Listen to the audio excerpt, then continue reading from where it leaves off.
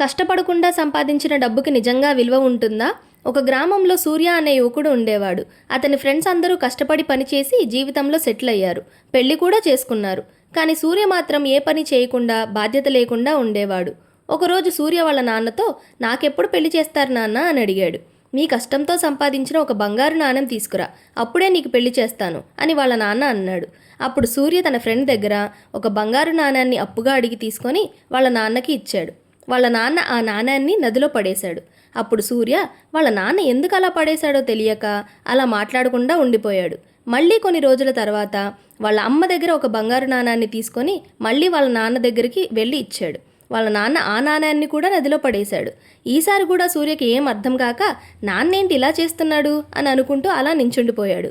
మళ్ళీ ఇంకొన్ని రోజుల తర్వాత ఇంకో బంగారు నాణాన్ని తీసుకొచ్చి వాళ్ళ నాన్నకి ఇచ్చాడు. వాళ్ళ నాన్న ఈసారి కూడా ఆ నాణాన్ని నదిలో పడిస్తుంటే సూర్య కోపంగా వాళ్ళ నాన్న చేయి పట్టుకొని ఆపాడు.